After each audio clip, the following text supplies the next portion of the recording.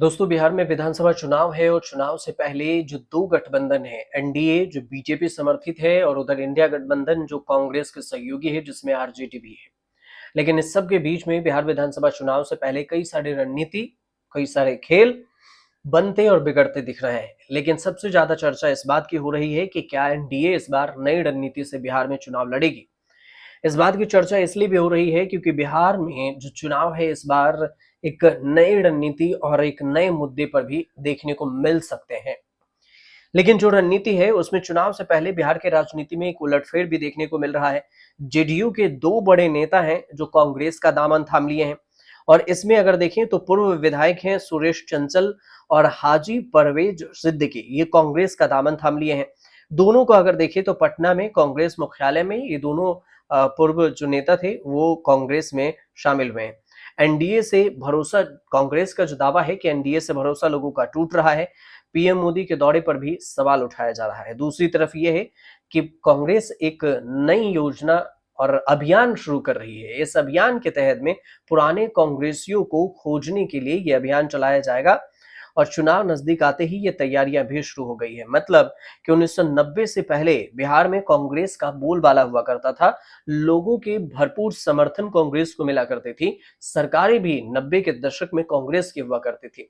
लेकिन इसके बाद लालू राज शुरू हुआ, उसके बाद नीतीश राज, और इससे कांग्रेस की जो दबदबा है और समर्थन है लोगों के बीच से घटा भी। और इसी वजह से बिहार में 90 के दशक के बाद कांग्रेस आ नहीं पाई। धीरे धीरे जो पुराने कांग्रेस कार्यकर्ता हैं वो भी पार्टी से छिटकते चले गए।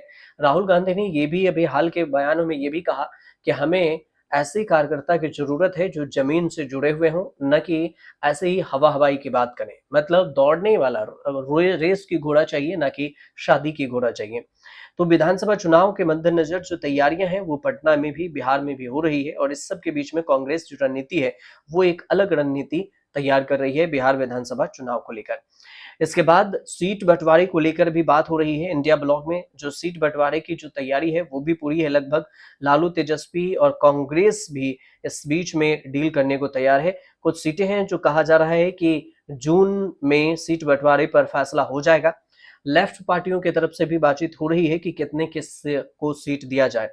अगर कांग्रेस की जो बात है, कांग्रेस 2020 के फॉर्मूले पर अड़ी हुई है, जबकि आरजेडी ऐसा नहीं चाहती है।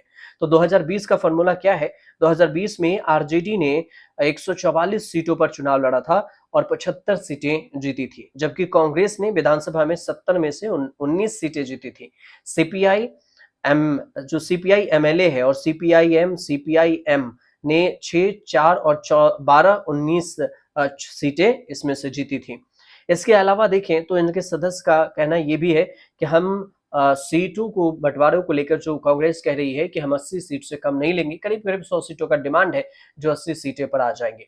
लेकिन इस सीट बंटवारे का भी जो बात है अभी तक तो फाइनल नहीं हुआ, लेकिन जो नेतृत्व करने की बात है वो तेजस्वी यादव के हाथों में है। तेजस्वी यादव ही नेतृत्व कर रहे हैं।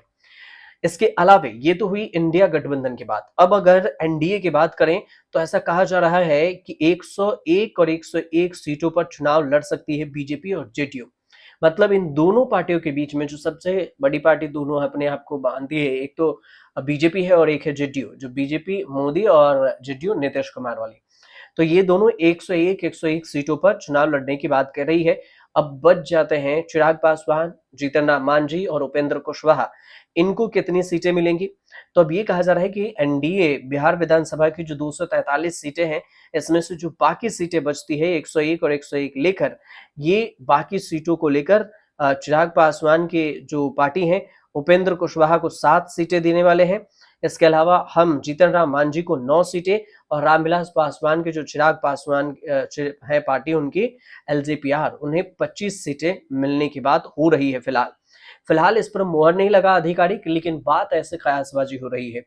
2020 के विधानसभा चुनाव में बीजेपी ने 121 सीटें, जेडीयू ने 122 सीटें ली थी और 11 सीटें मुकेश सहनी के विकासशील पार्टी ने ली थी, जो कि अब आरजेडी के साथ चली गई है। इसमें 14 सीटें एक बीजेपी ने 110 में से 74 सीटें जीती थी, जेडीयू ने 115 में से 43 सीटें जीती थी। लोजपा अकेले चुनाव लड़ी थी, किसी भी गठबंधन के साथ नहीं थी। उपेंद्र कुशवाहा वीआईपी की जगह पर उपेंद्र कुशवाहा एक बार फिर एनडीए में साथ आ गए हैं, जो कि पहले नहीं थे। हालांकि जो रणनीति है उस पर अगर कुछ नया अपडेट आएगा तो हम आपको जरूर बताएंगे, लेकिन फिलहाल यही चर्चा है कि सीट बंटवारे को लेकर जो बातें हैं वो बढ़ रही है और दोनों एक नई रणनीति पर काम कर रहे हैं। आपको जानकारी अगर अच्छी लगी हो तो हमारे चैनल से जरूर जुड़िए, सब्सक्राइब कीजिए, शेयर कीजिए, कमेंट जरूर कीजिएगा।